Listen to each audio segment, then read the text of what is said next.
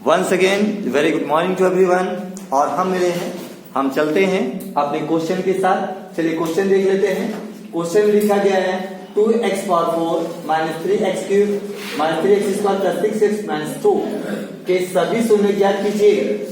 यदि आपको इसके दो शून्य रूट में 2 और माइनस रूट में 2 ज्ञात है। मतलब मैं ये बता दूं, जो क्वेश्चन दिया गया है ऑलरेडी बोर्ड के एग्जाम में पूछा गया था और 6 नंबर में पूछा था।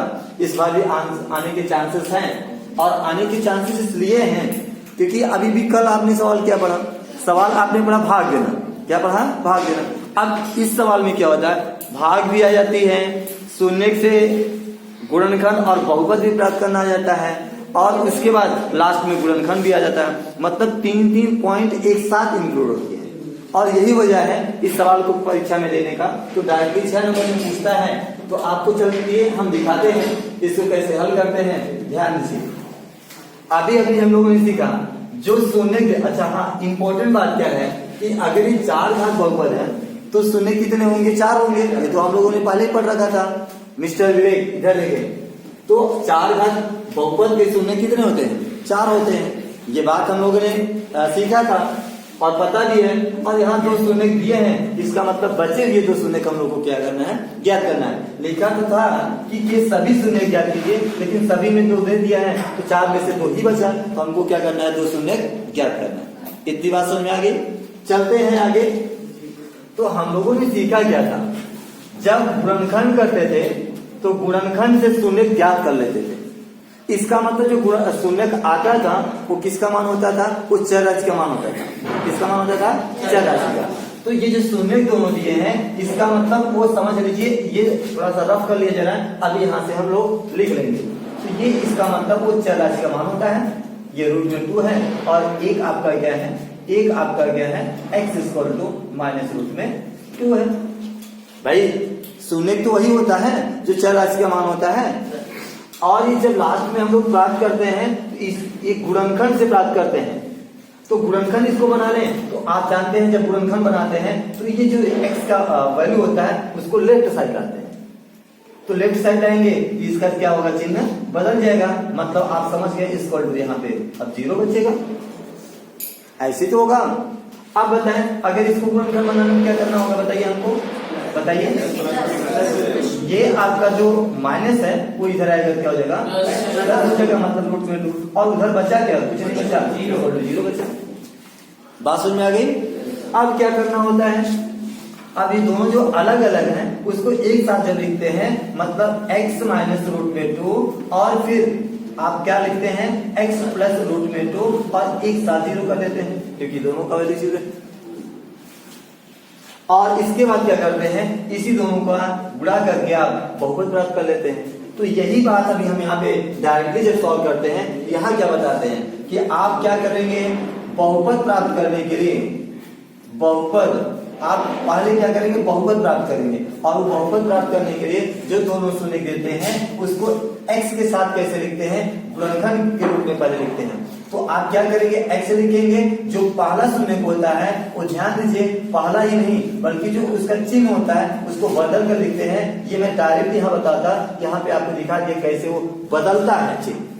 यहाँ तो आपको लिखना लगाते समय आपको क्या करना है? डायरेक्टली उसको प्लस वाले को माइनस, माइनस वाले को प्लस, या दोनों माइनस है तो दोनों प्लस होगा, दोनों प्लस है तो दोनों माइनस होगा। मतलब मिला करके इसके जो शून्य होते हैं उसके चिन्ह को बदल कर गुणनखंड लिख करके बहुपद प्राप्त करते हैं। बात समझ आ रहा है? तो क्या करेंगे हम यहाँ पे? क्या करेंगे? ये देखिए शून्य किसका क्या है? आपका प्लस में है, यहाँ क्या कर लेंगे? वो माइनस में कर लेंगे। और दूसरे वाले को कैसे लिख लेंगे? x लिखने के बाद उसको प्लस। ये प्रोसेस डायरेक्ट करते हैं, इसीलिए मैंने यहाँ पे आपको समझा दिया वो होता कैसे। मतलब माइनस प्लस वाला माइनस में कैसे गुणनखंड बनता है और माइनस वाला कैसे प्लस में होता है। देखिए यहाँ पे हमने प्रोसेस बताया कि जो प्लस में था देखिए माइनस में आकर गुणनखंड बना है, और जो माइनस में था वो देखिए प्लस वाला था। ठीक, लेकिन ये प्रोसेस लगाते नहीं, लगाते समय डायरेक्ट यहाँ पर बहुपद प्राप्त करने के लिए गुणनखंड डायरेक्टली आप शून्य से लिख देंगे। बात समझ में आ गई? ठीक है जयवीर, तो जयवीर को अब बताना पड़ेगा। जयवीर को क्या बताना पड़ेगा? जयवीर स्टैंड आप बताएंगे क्या? आप बताएंगे हमको सिर्फ ए स्क्वायर माइनस बी स्क्वायर जो यहाँ सूत्र बनने जा रहा है वो सूत्र होता क्या है। ए स्क्वायर माइनस बी स्क्वायर का सूत्र बता दीजिए थोड़ा। ए स्क्वायर माइनस बी स्क्वायर का सूत्र आप जानते हैं, नहीं जानते हैं तो जान लीजिए। एक कोष्टक में a प्लस बी होता है और एक कोष्टक में a माइनस बी होता है। क्या होता है? a minus B.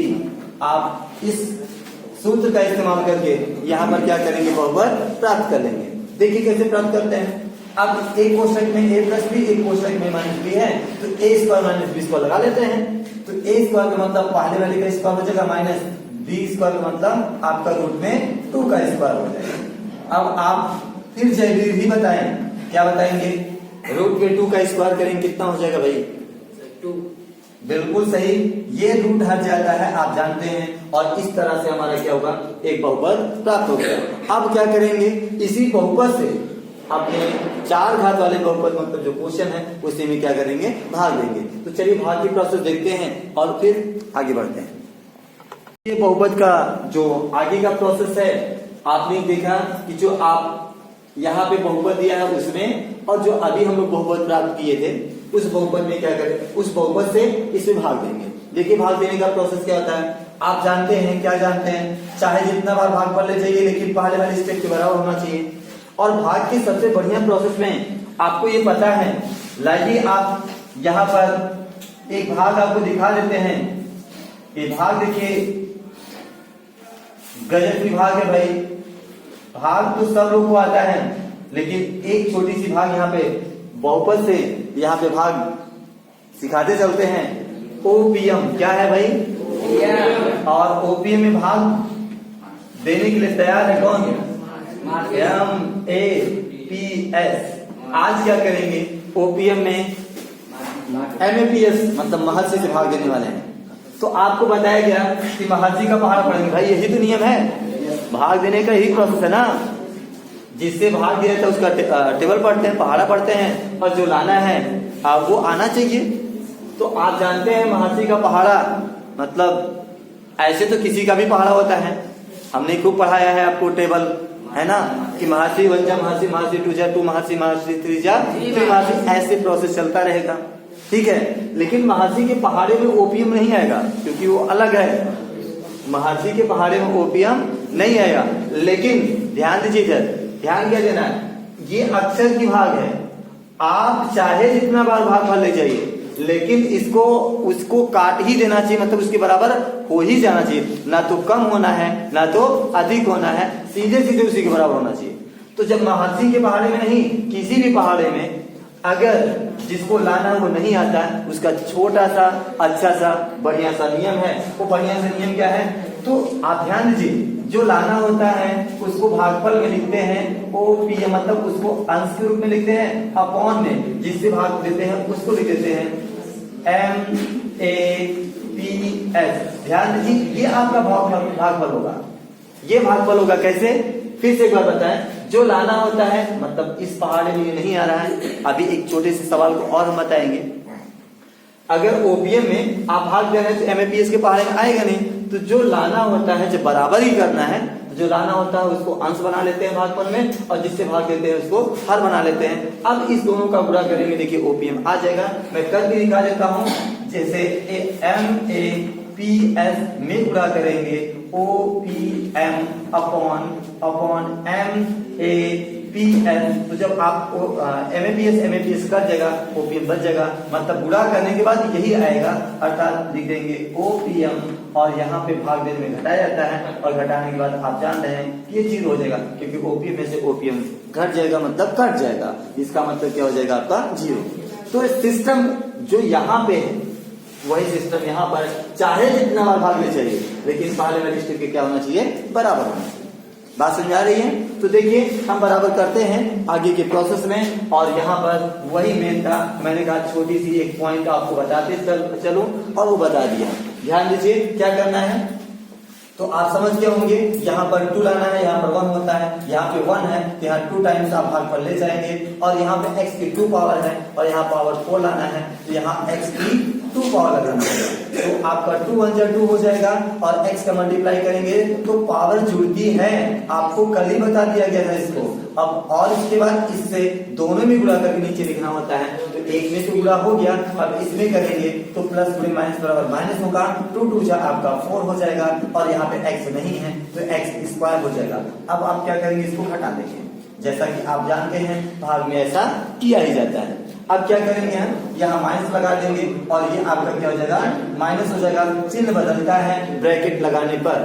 आप जानते हैं ये देखिए 2x की पावर 4 2x की पावर 4 प्लस और माइनस है, घटेगा तो 0 होगा। आप हल्का सा इसको काट सकते हैं और फिर देखें अब यहाँ पे पूरा टोटल ये बहुपद का सबसे मेन नियम है। क्या मेन नियम है? मेन नियम ये है कि आप क्या करेंगे, देखेंगे इसमें से सबसे बड़ी घात को, तो सबसे बड़ी घात 3 है, तो 3 है ना पावर, और यहाँ पे कोई और नहीं 3 पावर में है, तो बड़ी घात को पहले लिख लेते हैं क्योंकि वो अकेले है, ना तो जुड़ेगा ना तो घटेगा, तो पहले उसको चिन्ह के साथ लिखते हैं। किसके साथ? चिन्ह के साथ लिखते हैं। तो चिन्ह यहाँ पे क्या है, माइनस है, माइनस के साथ आप 3x की पावर क्यूब मतलब 3 घात लिखते हैं। अब देखेंगे स्क्वायर स्क्वायर दो जगह है, वो नहीं जरूरी कि उसके नीचे ही रहे, इधर उधर, मतलब पूरे प्रोसेस में देखा जाता है कि अगर दो मतलब एक जैसी पावर मतलब कहेंगे सजाती है तो जुड़ भी सकता है घट भी सकता है, चिन्ह के अकॉर्डिंग होगा। तो यहाँ दो घात सजाती हो गया, ये माइनस है ये प्लस हो गया है, अब इससे मतलब है ना, तो प्लस और माइनस से घटता है। और आप जानते हैं बड़े के सामने जो निशान होता है पहले उस निशान को लगा लेते हैं। अब 4 में से 3 हटाएंगे तो 1 आएगा, बगल में x स्क्वायर लिखा जाएगा, तो किसी भी अक्षर के पहले बन रहता है, आप समझ लीजिए ये हो गया। अब क्या करेंगे, यहाँ पे प्लस 6x और माइनस 2 लिख लेंगे, सब उतार लेते हैं। ये भाग बहुपद के भाग में उतार लेते हैं तो ठीक है, लेकिन नहीं उतारते हैं तब भी कोई दिक्कत नहीं, लेकिन उतारने पर ही सही हो जाता है। चलते हैं आगे, ये माइनस है, यहाँ पे क्या लगा लेंगे माइनस, आपने से बहुत सारे लोग पता है, यहाँ पे 1 है, यहाँ पे 3 रहना तो आप जानते हैं 3 टाइम जाएगा, और x की 2 घात है, x की यहाँ पे 3 घात है, एक x की नीड है, तो अब इसमें और इसमें मल्टीप्लाई करेंगे तो 3 1 जा क्या हो जाएगा आपका 3 हो जाएगा, x में मल्टीप्लाई कर देंगे तो x की 3 घात हो जाएगी, माइनस से गुणा कर देंगे तो प्लस हो जाएगा, और 3 गुना 6 हो जाएगा, और इसके बाद बगल में एक x हो जाएगा। आप समझ रहे होंगे, मुझे लगता है आपको आ भी रहा है। गुणा करने के बाद क्या किया जाता है, ब्रैकेट लगाकर माइनस का निशान मतलब घटाया जाता है। अब क्या करेंगे भाई, अब चिन्ह बदल देंगे, ये प्लस हो जाएगा ये माइनस हो जाएगा, ये फिर प्लस माइनस घटेगा और ये कटेगा। आप समझ गए होंगे, एक प्लस है एक माइनस है, ये ध्यान दीजिए। ये अब इस टोटल में फिर देखना पड़ेगा आपको, ये इससे नहीं घटेगा। बड़ी घात क्या है, एक्स स्क्वायर, इतने टोटल में बड़ी घात क्या है, एक्स स्क्वायर। अकेले है कि कई है, अकेले है, तो उसको सीधे पहले उतार लेंगे, प्लस के साथ मतलब चिन्ह के साथ एक्स स्क्वायर हो जाएगा। अब यहाँ देखिए एक्स वाला एक्स के साथ जुड़ेगा घटेगा, क्योंकि यही समाज सजाती है, तो ये एक प्लस है एक माइनस है, घट जाएगा, 6 में से 6 घटा देंगे तो ये भी कट जाएगा भाई, घटाएंगे 0 आएगा, इससे बढ़िया काट देते हैं।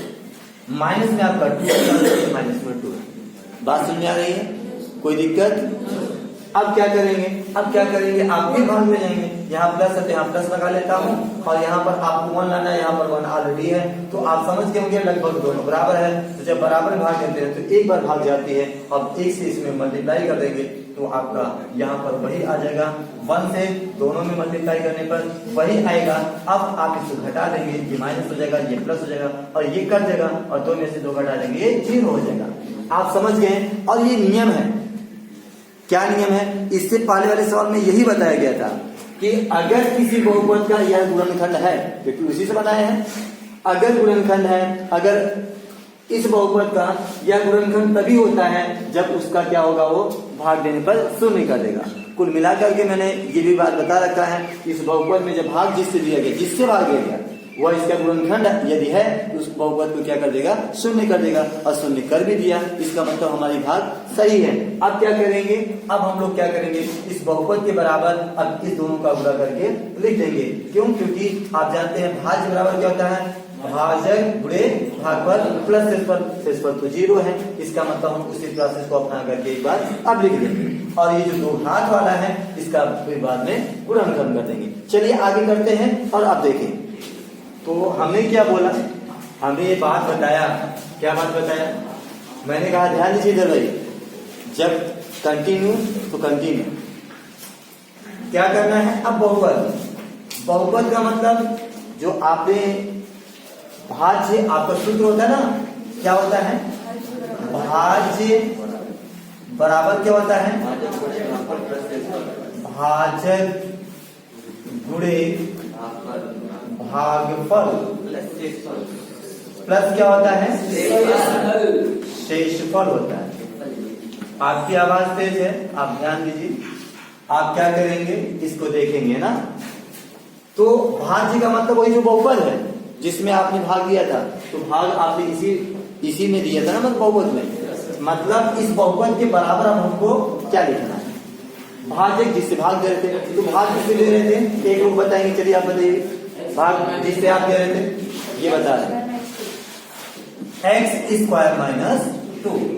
ये देखिए किसका काम कर रहा है? भाजक का। बहुपद किसके लिए आ रहा है? भाज्य जिसमें आप भाग दे रहे थे। आप चाहे पूरा बहुपद लिख लीजिए, उसके बराबर हो जाएगा, और चाहे आप हिंदी में भी बहुपद, दोनों बात होगी।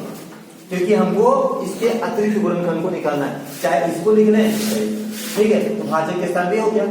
और फिर इनटू में भागफल, भागफल भी आपको पता है 2x square minus 3x plus 1, ये था। प्लस अगर हम शेषफल की बात करते हैं, बैठे देखिए आप क्या करेंगे?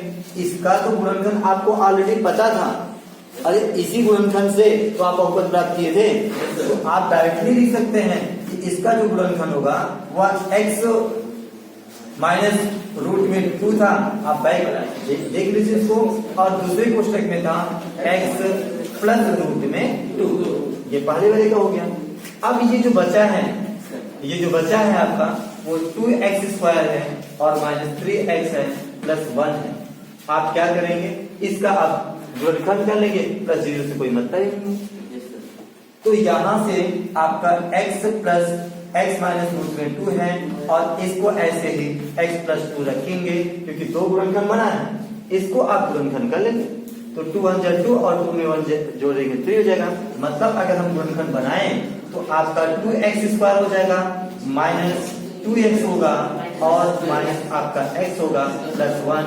जैसा कि आपको बताया गया है कि अगर b वाला आपका माइनस होता है, जो दोनों गुणनखंड आप लिखते हैं वो दोनों माइनस होते हैं, तो -2 में -1 जोड़ेंगे तो -3 हो भी जाएगा।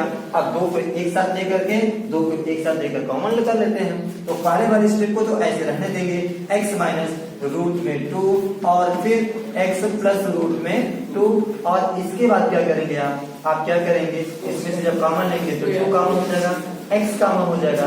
आप जानते हैं इसमें x बच जाएगा, इसको भाग दे देंगे, पूरा कॉमन है तो भागफल 1 हो जाएगा।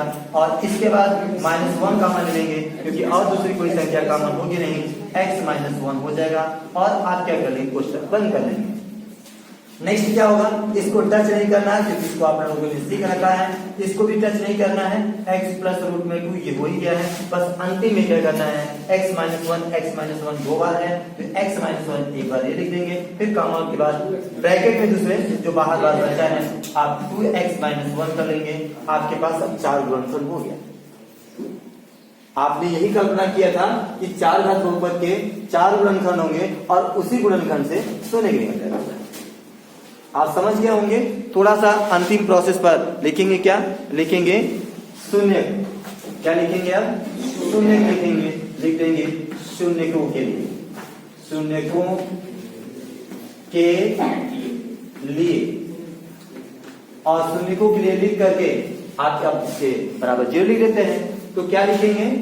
x माइनस रूट 2 और फिर x प्लस रूट 2 जो गुणनखंड आपका है x माइनस 1, और अगले ब्रैकेट में 2x माइनस 1 इक्वल टू 0 कर देंगे। अब सबको एक एक करके 0 लिख देंगे, सब में x का मान निकल जाएगा। x माइनस रूट में 2 इक्वल टू 0, तो x इक्वल टू क्या आ जाएगा? रूट में 2, एक हो गया आंसर। फिर इसके बराबर लिखेंगे x प्लस रूट में 2 इक्वल टू 0, तो x बराबर माइनस रूट में 2 हो जाएगा, दूसरा आंसर हो गया। अगला कर लेते हैं यहाँ पे x माइनस 1 इक्वल टू 0, तो x इक्वल टू क्या हो जाएगा? 1 हो जाएगा, क्योंकि प्लस 2 हो जाएगा। फिर यहाँ पर क्या हो जाएगा 2x माइनस 1 इक्वल टू 0 और 2x बराबर लिखेंगे तो 1 होता जाएगा तो आपका प्लस हो जाएगा और x बराबर लिखेंगे तो 1/2। लास्ट में आंसर लिखेंगे शून्य, सभी शून्य, क्या लिखेंगे सभी शून्य के बराबर। ठीक, तो क्या हो जाएगा आपका पहला रूट में 2 हो जाएगा, दूसरा माइनस रूट में 2, ये दोनों तो दिया ही था, आगे कॉमा लगा देंगे। आपका क्या आया है यहाँ पर 1 आया है और यहाँ पर 2 आया है, तो बाकी के सभी शून्य आपको मिल गए और यही आपका क्या है आंसर है। मुझे लगता है बात समझ में आ गई और हम मिलते हैं नेक्स्ट अपने क्वेश्चन के साथ।